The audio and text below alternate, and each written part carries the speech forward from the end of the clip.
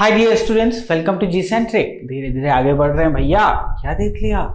Piezoelectric transducer के बारे में पहले लेक्चर में हमने मटेरियल्स के बारे में डिस्कशन कर लिया, फेनोमेनन समझ लिया कि सर सिंपली ना डायनेमिक इनपुट दीजिए, प्रेशर दीजिए, फोर्स, एक्सेलरेटर कुछ भी दीजिए, बट डायनेमिक दीजिए। पीजोइलेक्ट्रिक क्रिस्टल जो है ना आउटपुट प्रोड्यूस करेगा। अब उस आउटपुट को आप आगे फर्दर कैसे प्रोसीड करना चाहते हैं ये आपके ऊपर है। यस और नो? अब इंस्ट्रूमेंटेशन इंजीनियर वाला काम स्टार्ट हो जाएगा ना। मटेरियल ने चार्ज डेवलप कर दिया। अब ना उस चार्ज को डेवलप करने के लिए आप लोगों ने क्या कर दिया? चार्ज एम्पलीफायर लगा दिए भैया। चार्ज एम्पलीफायर उस टाइनी चार्ज को, जो कि छोटा सा है, जरा सा है, माइन्यूट सा है, वेरी स्मॉल है, उसको क्या करेगा? एम्पलीफाई कर देगा। क्यों एम्पलीफाई करना भैया? मेजर करने के लिए। यदि आगे आप इस सर्किटरी ने यदि आउटपुट में ई नोट जनरेट किया है तो उसे मेजरेबल बनाना पड़ेगा कि नहीं? छोटा सा चार्ज है, इंस्ट्रूमेंट भी यदि ऑपरेट नहीं हो पाए तो उसको मेजर करने के लिए बराबर ना। जैसे कि आपके पास एक एमीटर है और उसका जो मिनिमम मेजरिंग पॉइंट है दैट इज 1 मिली एम्पियर। आप मुझे बताइए 0.5 मिली एम्पियर कैसे मेजर करेगा? वो नहीं कर पाएगा ना। तो इंस्ट्रूमेंट की औकात होती है ना कुछ मेजर करने की। तो ये इतना माइन्यूट सा आपको जनरेट होता है चार्ज, जो कि फर्दर प्रोसीड नहीं कर सकते उसको डायरेक्टली, उसको एम्पलीफाई करना पड़ेगा। गॉट द पॉइंट ना?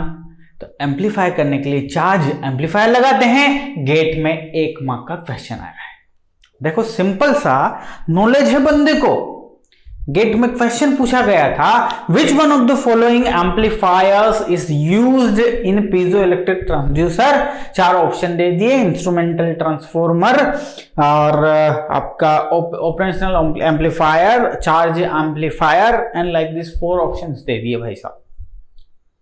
बताइए गेट एग्जामिनेशन में इस टाइप के क्वेश्चन आते हैं जिनका भरपूर नॉलेज आपके पास है, हमारे पास है, कितने सेकंड्स लगेंगे? जैसे ये क्वेश्चन मान लो कल को एग्जामिनेशन में आपको आ जाए, कितने सेकंड्स? 5 सेकंड्स। हाँ, नाउ 65 मार्क्स की जो 65 आपके नंबर ऑफ क्वेश्चंस की जो एग्जाम है वो आपके लिए लिटरली 64 क्वेश्चन की नहीं बन गई। अब पूरी गेट एग्जामिनेशन में कम से कम 5 से 10 क्वेश्चन ऐसे मिलेंगे जिन्हें आप 30 सेकेंड में आंसर करेंगे। कोई सा भी इतिहास का पेपर उठा के देख लीजिए। 5 to 10 क्वेश्चन जिनका आंसर करने के लिए आपको 30 सेकंड्स लगेंगे। 30 सेकंड्स लगेंगे। तो एट मैक्स 30 सेकंड्स यदि मैं मान लूं एक क्वेश्चन का, और आपके पास कितने क्वेश्चन है जी? आपके पास क्वेश्चन 10 क्वेश्चन फॉर एग्जांपल, 30 गुना 10 300 सेकेंड्स, यानी कि 5 minute, if I am right. 5 minute में आप 10 क्वेश्चन कर लोगे। अब आपकी एग्जामिनेशन बन गई 55 क्वेश्चंस in 2 hour 55 minutes। ऐसे खेलना है एग्जामिनेशन में। बहुत बार मैं डिस्कशन कर चुका हूं ना कि एग्जामिनेशन को कैसे डील करना है। पहले उन क्वेश्चन को देख लीजिए जो एक बार में आप बना देंगे। ऐसा करने से क्या होगा सर? बनाना तो सब है। गेट एग्जामिनेशन सिर्फ नॉलेज का खेल नहीं है तेरे। उस 3 घंटे में तेरे को चलना है, समझ रहे ना? 3 घंटे में चलना है, कॉन्फिडेंस के साथ चलना है। शुरू में यदि क्वेश्चन बना दिए ना तो कॉन्फिडेंस बढ़ जाएगा। जस्ट इमेजिन 5 मिनट में आपने 10 क्वेश्चन कर दिए, धड़ कर दिए, विद कॉन्फिडेंस कर दिए। कहां जाएगा कॉन्फिडेंस उस एग्जामिनेशन को लिखने का? तो गेट एग्जामिनेशन 3 घंटे सिर्फ नॉलेज चेकिंग नहीं है दोस्त। आप उसको कैसे डील करते हैं 3 घंटे का, उसका सारा खेल है। बात नहीं समझे?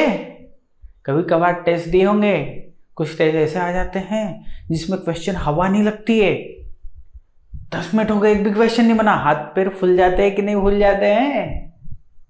इसका ही खेल है। इसको प्रोग्राम कीजिए अच्छे के लिए, अच्छा मिलेगा। इसको बेचारे को प्रेशराइज कर दीजिए तो क्या मिलेगा?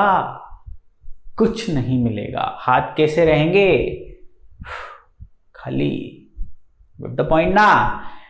शायद जो मोटिवेट हुए इससे उनके लिए बहुत फायदा करेगा। चलो मैं मुद्दे पे आ जाता हूं। सर पी क्रिस्टल ले लिया, पी ट्रांसड्यूसर ले लिया, फिर चार्ज एम्पलीफायर लगा लिया, सब कुछ कर लिया, तो इसके सर्किट की बात कर लेते हैं क्या? बिल्कुल सर्किट की बात कर लेते हैं ना। इसका इक्विवेलेंट सर्किट की हम बात करते हैं, समझिएगा ध्यान से।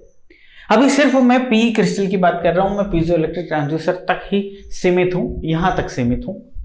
ये एक प्रकार का क्या कैपेसिटर नहीं होगा क्या? बताइए ना मुझे। बीच में डाइलेक्ट्रिक मटेरियल है, इंसुलेटिंग मटेरियल है, उसके सरफेस पे चार्ज लगा रहे हो तो भाई साहब ये कैपेसिटर हो गया ना। क्या हो गया? कैपेसिटर हो गया। तो इक्विवेलेंट सर्किट आपकी हेडिंग है, लिखिए जरा। और यहां पे इस स्पेलिंग में आई छूटी है भाई, लिख लीजिए। हालांकि स्पेलिंग से क्या मतलब, भावनाओं को समझिएगा, बट फिर भी पकड़ में आ गई है तो चेंज भी करवाना पड़ेगी। इक्विवेलेंट सर्किट की बात करते हैं किसका? पीजो इलेक्ट्रिक ट्रांसड्यूसर का ना। तो पीजो इलेक्ट्रिक ट्रांसड्यूसर सर एक कैपेसिटर है, तो ये लिख दिया भाई साहब मैंने कैपेसिटर। ये लीजिए CP, P for the piezo electric, CP ये मैंने बना दिया आपके सामने, ये ठीक है। नाउ इसके अक्रॉस क्या जा रहा है भैया? इसके अक्रॉस हमारा चार्ज जो है ना वो स्टोर हो रहा है, बराबर ना? कोई दिक्कत है इसमें आपको? ये इसके अक्रॉस आप चार्ज ही स्टोर करवा रहे हो ना, जैसे वोल्टेज रहता है इस एक रेजिस्टेंस के अक्रॉस, से इस कैपेसिटर पे आपका टोटल चार्ज है, यहाँ पे चार्ज है भाई साहब यहाँ पे, ठीक है, ओके। ना आप मुझे बताइए, इस पीजो इलेक्ट्रिक क्रिस्टल को आपने वाइब्रेट किया, इसने आपको क्या जनरेट किया जी? इसने आपको चार्ज जनरेट किया। अब वो जो चार्ज है, वो चार्ज क्या लाइफ टाइम तक बना रहेगा? नहीं ना, वो डाई आउट हो जाता है, डाई हो जाता है रे। क्यों हो जाता है सर? इसका रेजिस्टेंस है ना जी। ना रेजिस्टेंस का काम क्या है? खाना आने दो, खाएगा। रेजिस्टर का काम है खाना। कैपेसिटर इंडक्टर का काम क्या है? स्टोर करके रखना। तो चूंकि इसका रेजिस्टेंस है और यहां प्लस यहां माइनस, सारा चार्ज डाई आउट, खत्म। तो आप मुझे बताइए, इसके अक्रॉस इन दो पॉइंट के बीच में यदि आपका चार्ज है, लेट्स टेक पॉइंट जी, ए बी के अक्रॉस चार्ज है ना, उसे आप डाई आउट करवाना चाहते हैं और आपने दो पॉइंट लिए हैं एक्स वाई, जिसके अक्रॉस आप इसका इक्विवेलेंट देना चाहते हैं। आप आपके जो क्रिस्टल है ना, इसका एक ट्रांसड्यूसर जो है इक्विवेलेंट सर्किट देना चाहते हैं। तो बताइए, क्या ये रेजिस्टेंस आप सीरीज में लगाएंगे जी? क्या आप ये रेजिस्टेंस सीरीज में लगाएंगे? मान लो आपने सीरीज में लगा दिया, ये आरपी आपने सीरीज में लगा दिया, ठीक है। अब मुझे बताओ, ये चार्ज डाई आउट होगा कैसे? फिर ये जो इसके अक्रॉस चार्ज है वो डाई आउट होगा कैसे भाई? सर्किट तो कंप्लीट है नहीं, सर्किट कंप्लीट है नहीं, तो चार्ज डाई आउट नहीं होगा। इसका मतलब उस पर हमेशा चार्ज स्टोर रहेगा, ऐसा होता है क्या? नहीं। तो भाई इस लीकेज रेजिस्टेंस को शो करने के लिए मुझे एक रेजिस्टेंस को ऐड करना पड़ेगा इन parallel with the capacitor CP, बराबर ना? ये लीजिए साहब, ये आरपी, ये आरपी सर्किट कंप्लीट। इस टर्मिनल और इस टर्मिनल के बीच में आरपी है, इसका मतलब जो भी चार्ज ये स्टोर किया, ये भाई साहब उसको डाई आउट कर देंगे, खा जाएंगे, पी जाएंगे, निकल जाएंगे, समझे? तो आपके पी क्रिस्टल का इक्विवेलेंट सर्किट क्या हो गया सर? हो गया capacitor in series in parallel with RP. RP क्या जी? Leakage resistance. नाउ ये जो leakage resistance 10 to the power 10 या 10 टू द पावर 12 रेंज का होता है जी, ओम में। जी हाँ, ओम में ही बात कर रहे हैं, समझ में आया ना सर? ये इक्विवेलेंट सर्किट बन गया। अब जरा ध्यान से देखेंगे कि क्यू, सी और वी रिलेशन है ना जी। जैसे कि थोड़ा सा नेटवर्क में ले जाने की कोशिश करता हूं, V equal to R I relation है, बराबर ना? यहां से I का रिलेशन देखो तो V के साथ V बाय R रिलेशन है, मतलब एक बार में रेजिस्टेंस आपके इस कंपोनेंट के साथ है और दूसरी बार में वो नीचे है। अब जरा ध्यान से देखिए, मान लो हमारे पास एक किसी भी सोर्स का, करंट सोर्स का सर्किट हमें बनाना होता, तो हम उस करंट सोर्स के करंट के साथ उसके रेजिस्टेंस को, इंटरनल रेजिस्टेंस को उसके साथ पैरेलल में जोड़ देते हैं, बराबर ना? आर इन, ठीक है। किसी 2 पॉइंट के अक्रॉस यदि आपको इसका इक्विवेलेंट सर्किट बनाना हो तो आप ऐसे करते हैं, बराबर ना, है ना। नाउ सोर्स ट्रांसफॉर्मेशन पढ़ा है ना जी, पढ़ा है सर। तो मान लो इसका वोल्टेज इक्विवेलेंट आप लिखना चाहते, वोल्टेज इक्विवेलेंट लिखना चाहते, ठीक है। इसका मतलब अप्रोक्सीमेट इक्वल मत समझ लेना, ये इक्वल ही। तो आप जानते हैं कि भैया सर करंट और रेजिस्टेंस इन पैरेलल है, तो V equal to R I के रिलेशन से अब क्या होगा, यदि आप इसे वोल्टेज में कन्वर्ट कर रहे हो तो अब रेजिस्टेंस जो है ना वो इसके सीरीज में चला जाएगा। पॉइंट इंटेक्ट है A और B, जिसके अक्रॉस आपने सर्किट को बनाया है, ये लीजिए सर A और B, ठीक है ना जी। ना इसकी V की वैल्यू क्या हो गई, V की वैल्यू हो गई, अवेलेबल चीज़ें क्या है, R इन गुणा I, ठीक है। गॉट द पॉइंट ना, ये equivalent. Similarly Q equal to C V हमारे पास, ध्यान से देखिएगा, Q equal to C V है, Q equal to C V है ना जी। तो एक रिलेशन है Q का, ये है। आप V का रिलेशन देखते तो वो हो जाता 1/C इंटू Q, है ना जी। अब जरा ध्यान से देखो, आपके Cp को Q के साथ यानी Q के अक्रॉस दिखाया है ना, यानी कि कह सकता हूं ना Cp इसके पैरेलल है, Cp इसके पैरेलल है ना। यदि इस Q को मैं वोल्टेज में कन्वर्ट करना चाहूं, इसका वोल्टेज इक्विवेलेंट सर्किट लिखना चाहूं, तो वोल्टेज के साथ उल्टा रिलेशन है। यदि इसके साथ पैरेलल में आ गया तो उसके साथ क्या में आएगा, उसके साथ सीरीज में आएगा ना जी। तो इसका वोल्टेज इक्विवेलेंट सर्किट बनाता हूं। सपोज यहाँ पे अब ये जो Q दिख रहा है ना, Q की जगह मैं यहाँ बना देता हूँ E नोट दिखाई दे रहा है। अब Cp इसके सीरीज में आ गया, मतलब यहाँ पे आ गया, this is nothing but the Cp। Rest of the circuit is as it is, ये Rp है, ये X पॉइंट है और ये Y पॉइंट है। क्या हो गया आज मेरी राइटिंग को, ये Y पॉइंट है, बाकी सब सेम है, बराबर ना। अब मैं आपसे पूछूँ इस E नोट की वैल्यू क्या है, तो आप बोल दोगे sir E naught equal to Cp गुणा Q इक्वल टू Cv। कहाँ भाई आपका, सॉरी, E नोट की वैल्यू हो जाएगी जो चार्ज था डिवाइड बाई Cp, ये इसकी वैल्यू है E नोट की। गुड पॉइंट ना। अरे समझे कि नहीं समझे। वैसे भी चार्ज और करंट वाला नेचर एक जैसा समझो, और वोल्टेज वाला रिलेशन तो एक जैसा है ही। यानी कि कंपेयर करके मैंने बताया, जैसे करंट के साथ पैरेलल में रेजिस्टेंस लगता है ना, तो यहाँ चार्ज के साथ पैरेलल में कैपेसिटर लगेगा। ऐसा क्यों नहीं बोला कि चार्ज के साथ पैरेलल में रेजिस्टेंस लगेगा, रेजिस्टेंस की तो बात ही नहीं कर रहा मैं, रिलेशन ही क्रिएट किया किसका, चार्ज का वोल्टेज के साथ, और मीडिएटर कौन है, कैपेसिटेंस। सिमिलरली वोल्टेज और करंट के रिलेशन में मीडिएटर कौन है। सर क्या मीडिएटर, अरे भाई वोल्टेज की बात करूंगा तो रेजिस्टेंस के अक्रॉस, करंट की बात करूंगा तो रेजिस्टेंस के अंदर, चार्ज की बात करूंगा तो कैपेसिटर के अक्रॉस, वोल्टेज की बात करूंगा तो कैपेसिटर के अंदर, बराबर ना। कोई बात नहीं, डीप मत जाना, जितना समझ में आ गया है इतना काफी है मेरे लिए। ये बात क्लियर है आप लोगों को, समझ रहे ने, दिख रही है ना। समझो अच्छे से समझो, काम आएगा जिंदगी में।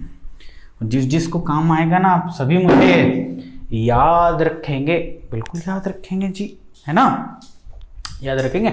दिल से मेहनत हम भी कर रहे हैं, दिल से मेहनत आप भी कर रहे हैं, तो बात तो बनेगी, चीजें पॉजिटिव आएगी, तो याद तो हम सब एक दूसरे को रखेंगे, बराबर ने। चलिए तो फिर अब हम आगे बढ़ते हैं। सर ये तो सिर्फ मटेरियल तक सीमित था, लेकिन मटेरियल को तो हम कनेक्ट कर रहे हैं, मटेरियल को केबल से कनेक्ट कर रहे हैं, उसके बाद चार्ज एम्पलीफायर पिक्चर में है, उसके बाद फाइनल आउटपुट है जी।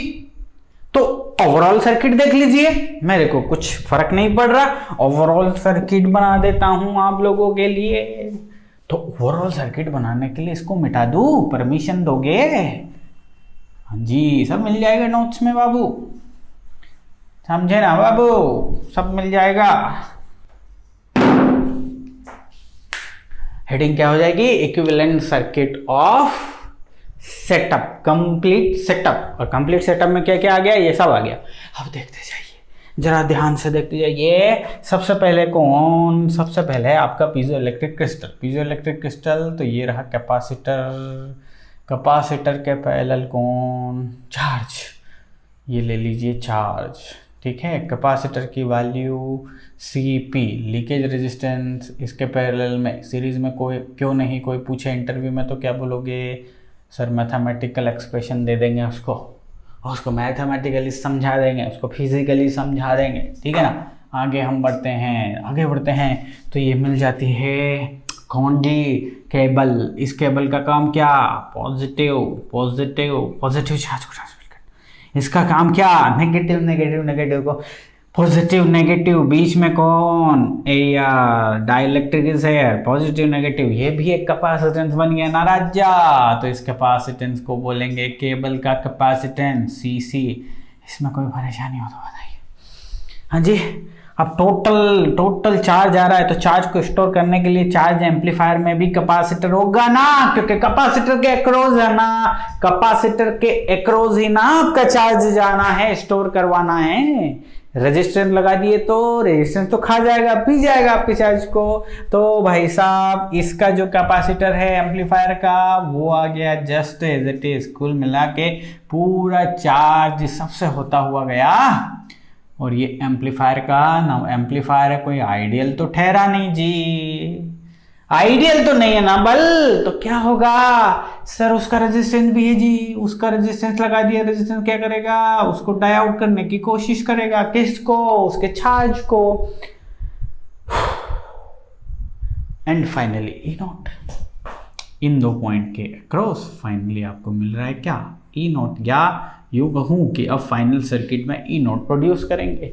या इस रेजिस्टेंस के अक्रॉस आपने चार्ज को डाई आउट करवाया तो वोल्टेज ना जी, वोल्टेज देखना पड़ेगा कि क्या है क्या नहीं है, ठीक है।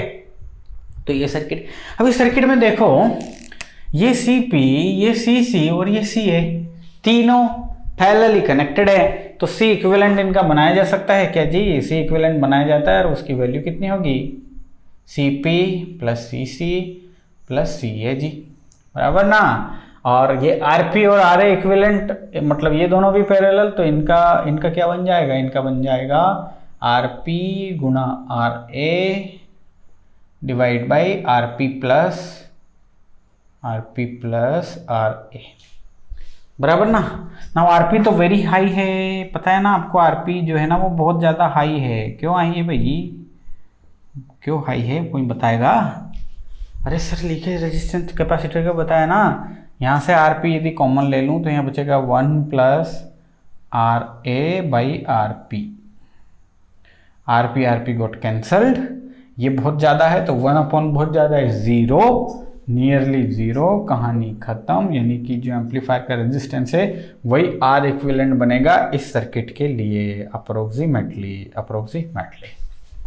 बराबर। तो एक नया सर्किट बना लेते हैं, उस नए सर्किट में आपका रहेगा Q आपके साथ, this is nothing but the Q charge, जिसको मैंने ऐसे शो कर दिया है, और यहाँ पे रहेगा कैपेसिटर जो कि इक्विवेलेंट कैपेसिटर है, सो this is nothing but C equivalent, और यहाँ पे R इक्विवेलेंट है। R इक्विवेलेंट की वैल्यू क्या है जी सर, Ra है, नियरली है, ये नियरली वैल्यू है, और इसी के अक्रॉस हमें लेना है आपका ई नॉट, हमें लेना है इसके across E not, but the point ना, इसके अक्रॉस हमें ई नॉट लेना है ना। नाउ Q जो है उसकी वैल्यू देखो, ये क्यों जनरेट हो रहा है, क्यों जनरेट हो रहा है, because of the input force, input displacement, मैं समझ लिया। अरे चाहे फोर्स लगाओ, चाहे प्रेशर लगाओ, एक्सेलरेशन दो, कुछ भी दो, इनसे सबसे जनरेट होता है डिस्प्लेसमेंट, और डिस्प्लेसमेंट आपको इसको देना है, डिस्प्लेस करवाना है, मतलब थिकनेस जो है ना, डेल टी, तभी ना थिकनेस में चेंज होना मतलब डिस्प्लेस कर जाना, बराबर ना। तो मैं मान लिया कि जो चार्ज है वो प्रोपोर्शनल है आपके इनपुट डिस्प्लेसमेंट के, जब प्रोपोर्शनलिटी का साइन हटाएंगे तो KXI बन जाएगा। तो ये मैंने लिख लिया KXI, क्या लिख लिया जी, KXI आपने लिख लिया, ऐसा लिख लिया, इसमें कोई शिकायत है, इसमें कोई दिक्कत। नाउ हमें ई नॉट की value in terms of XI लेके आना है, तो इस सर्किट को हम लैप्लास ट्रांसफॉर्म में कन्वर्ट कर लेते हैं, बड़ा मज़ा आएगा। चाहिए मुझे ई नॉट, एंड यहाँ मेरा R इक्विवेलेंट जो कि Ra आया, और यहाँ पे C इक्विवेलेंट है, बराबर ना, C इक्विवेलेंट। नाउ ये जो चार्ज है इसे मैं करंट डोमेन में ले जा रहा हूँ। क्यों?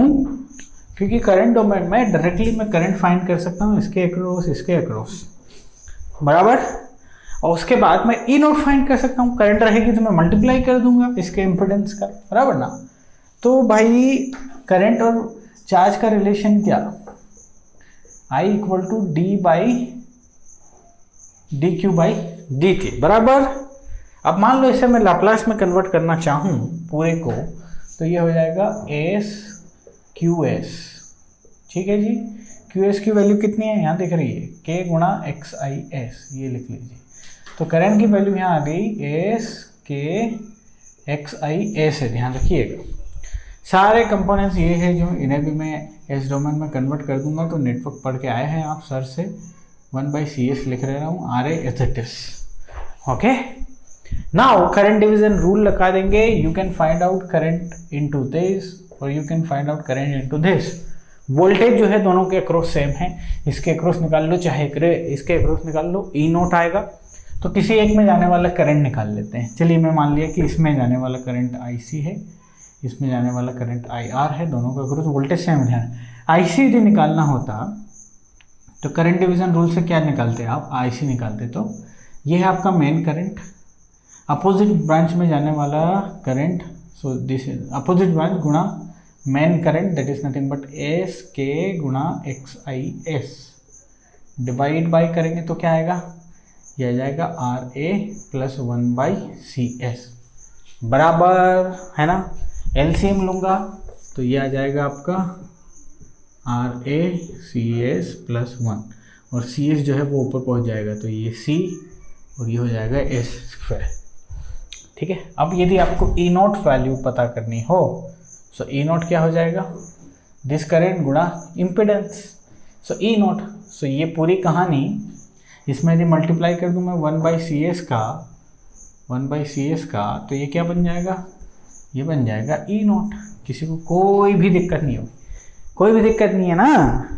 चलिए जी, सर C से C गया, ओके जाने दो। ये एक S से एक S भी गया, ओके जाने दो।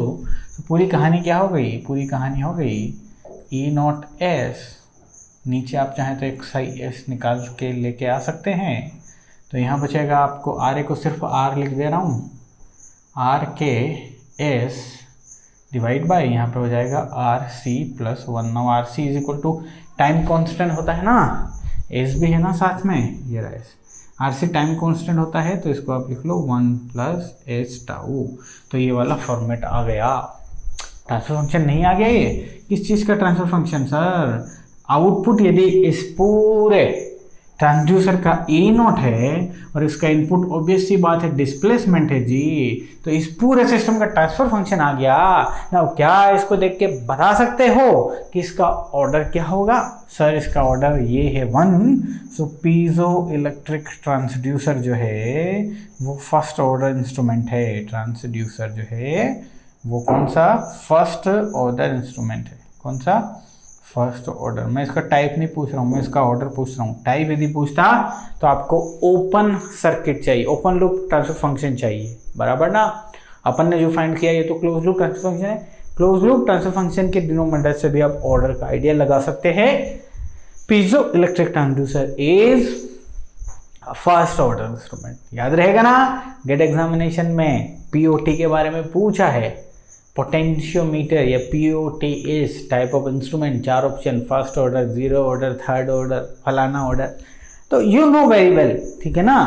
अब जरा ध्यान से देखो कि मैं यदि k इक्वल टू 1 मान लिया, गेन की वैल्यू 1 ले लिया आपने, और यदि इसके मैग्नीट्यूड की बात करूँ, मैग्नीट्यूड यदि निकालना चाहूँ इस ट्रांसफर फंक्शन का, तो ये s की जगह j ओमेगा रख देंगे। सो this is nothing but r, ये j ओमेगा, k कहाँ गया, k को ले लिया मैंने 1, गेन है। मैं सिर्फ आपको कुछ दिखाना चाह रहा हूँ, कुछ शो करना चाहूँ, ये हो गया, ठीक है। इसका मैग्नीट्यूड फाइंड कीजिएगा जरा, इसका मैग्नीट्यूड फाइंड कीजिए। ये मैग्नीट्यूड फाइंड हो गया, ये हो गया, ये हो गया, ये हो गया, बराबर ना। मैं सिर्फ ये आपको फर्स्ट ऑर्डर इंस्ट्रूमेंट बताने के लिए लाया हूँ, बाकी इसमें कॉन्स्टेंट ऊपर टाउ हो नीचे टाउ हो फर्क नहीं पड़ रहा, उससे मेरा कोई लेना देना नहीं। तो ये बन जाएगा R ओमेगा और नीचे बन जाएगा क्या, omega tau square plus 1, omega tau square plus 1, ये बन जाएगा जी। Got it. नाउ ये मैग्नीट्यूड क्यों निकाला, आपको क्या बताने के लिए मैग्नीट्यूड निकाला मैंने, आपको बताने के लिए मैंने, थोड़ा सा रफ करना पड़ेगा, मैग्नीट्यूड क्यों बताया अब हम आपको समझाते हैं। ओमेगा दिख रहा है जी, ओमेगा दिख रहा है क्या यहाँ पे, यस ओमेगा दिख रहा है। यदि ओमेगा की value, this is nothing but omega, so this is nothing but R omega, omega tau square plus 1। यदि आप कह रहे थे ना फ्रीक्वेंसी 0 मतलब stable input, static input, static input के लिए फ्रीक्वेंसी क्या है, 0 है। ओमेगा की वैल्यू यदि यहाँ पे 0 पुट कर दें तो आपको मैग्नीट्यूड भी 0 मिलेगा, मैग्नीट्यूड भी 0 मिलेगा। यानी कि पीजोइलेक्ट्रिक ट्रांसड्यूसर स्टैटिक इनपुट के लिए, कॉन्स्टेंट इनपुट के लिए आउटपुट 0 देता है। आउटपुट क्या देता है, 0 देता है। गॉट द पॉइंट ना। तो इसलिए फ्रीक्वेंसी डिपेंडेंसी हो गई ना इसकी, कि सर फ्रीक्वेंसी चाहिए। अब ये फ्रीक्वेंसी आखिर क्या है, आप देखो जरा, ये फ्रीक्वेंसी हम देख रहे हैं, ये क्या चीज़ है भाई, ये क्या बला क्या है, ये किस चीज़ की फ्रीक्वेंसी। यदि मैं इनपुट की फ्रीक्वेंसी की बात करूं, मैं इनपुट की फ्रीक्वेंसी की बात करूं तो इनपुट डिस्प्लेसमेंट डायनेमिक है, वाइब्रेशन डायनेमिक है ना। सपोज फ्रीक्वेंसी को फिजिकल में आपको समझाने की कोशिश करूंगा। सपोज कॉलेज, हाँ college is the best example. आप कॉलेज जाते हैं ना, जाते हैं, अटेंडेंस का लोचा रहता है कॉलेजेस में। तो सपोज एक महीने में कितना जाते हैं आप, सपोज 20 डेज नहीं 15 डेज जाते हैं, कुछ लोग ऐसे भी 20 डेज जाते हैं। तो क्या मैं ये बोल सकता हूँ कि आपके कॉलेज जाने की फ्रिक्वेंसी पर मंथ 20 है। फ्रिक्वेंसी क्या चीज़ शो करती है, आप पूरे हर महीने 20 डेज एक महीने में जा रहे हैं तो आपकी फ्रिक्वेंसी कॉलेज जाने की हो गई 20। फ्रिक्वेंसी मतलब रिपीटेशन, कुल मिला के आप एक कांस्टेंट एक ख्याल रख रहे हैं कि आपकी कॉलेज जाने का जो रेट है वो एक महीने में 20 डेज। लेकिन आप एक बार 20 डेज जा रहे हैं पहले महीने में, अगले महीने में आप 10 दिन जा रहे हैं, उसके अगले महीने में आप, तो फिर फ्रिक्वेंसी कैसे बताऊंगा भाई, फ्रिक्वेंसी नहीं बता पाऊंगा ना। फ्रिक्वेंसी का आइडिया देना है मुझे तो आप देखना पड़ेगा। आप सिमिलरली आपको पीजोइलेक्ट्रिक ट्रांसड्यूसर में वाइब्रेशन होगा, वाइब्रेशन आया, फिर वाइब्रेशन है, फिर वाइब्रेशन, फिर वाइब्रेशन। तो इसको एक पीरियड में देखते हैं, एक टाइम पीरियड लेते हैं कि इतने टाइम में, 1 सेकेंड में कितनी बार आया।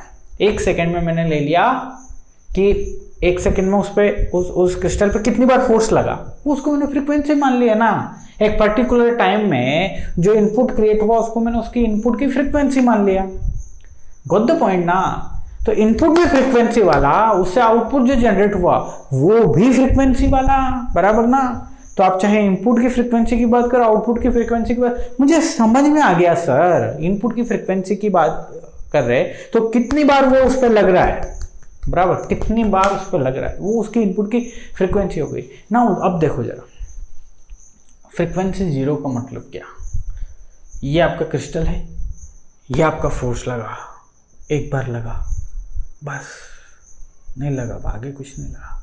कैसे फ्रीक्वेंसी बताओ, कोई फ्रीक्वेंसी नहीं। चलो फ्रीक्वेंसी 1 ही मान ली, लाइफ टाइम फ्रीक्वेंसी 1 है, टाइम लाइफ टाइम है, लाइफ टाइम फ्रीक्वेंसी 1 है। 1 is almost 0, low frequency, output 0। But चलिए 1 सेकंड में 10 बार ऐसे काउंट किया तो आउटपुट हमेशा मिलेगा। उस 10 सेकंड तक आउटपुट विल बी देयर ना। बट उसी टाइम में फ्रीक्वेंसी मैंने घटाई 1 सेकंड में, आउटपुट भी डिप मिलेगा ना।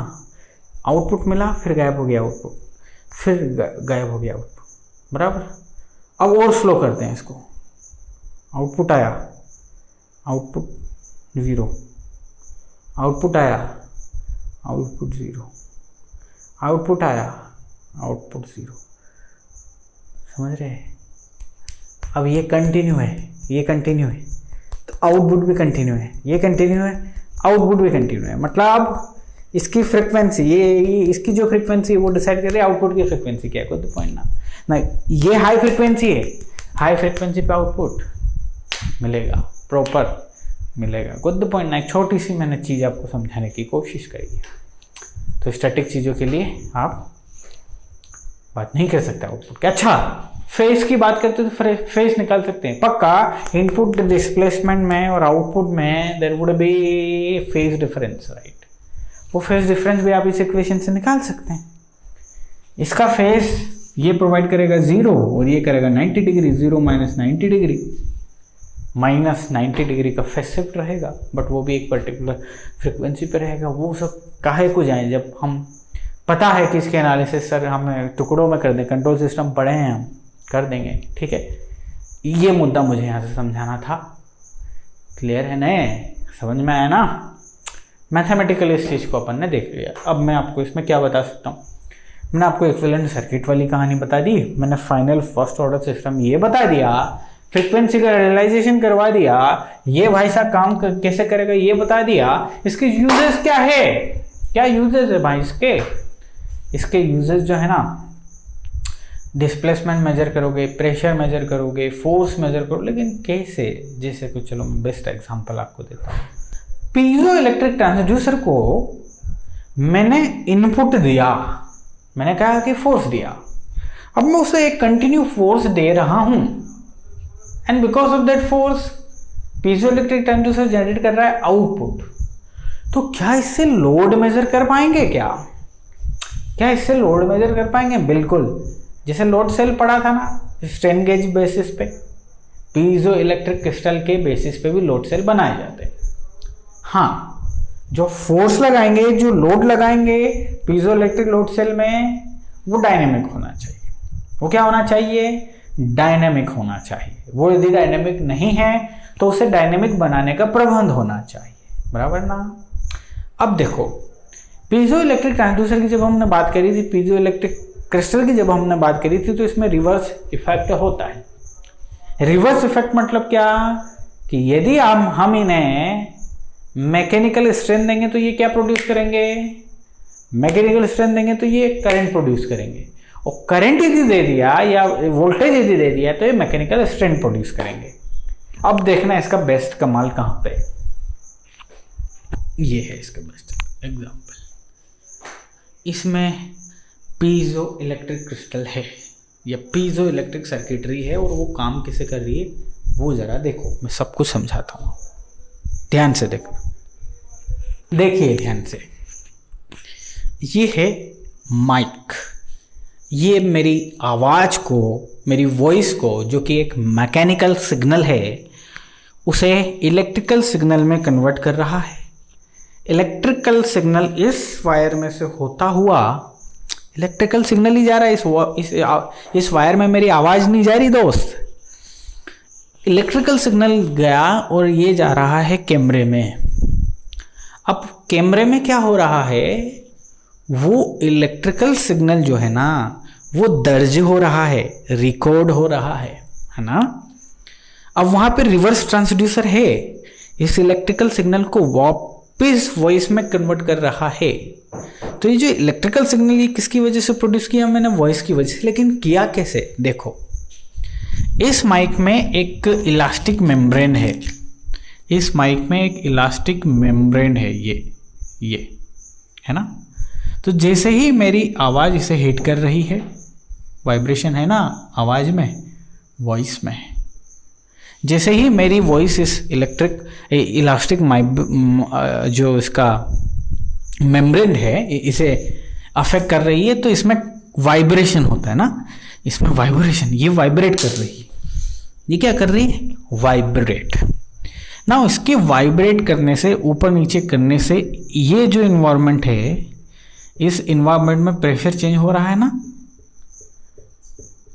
अरे यार, मेम्ब्रेन जो है ना वो अप डाउन कर रही है या कंपन कर रही है, तो वो पूरे एनवायरनमेंट में प्रेशर वेरिएशन होगा कि नहीं?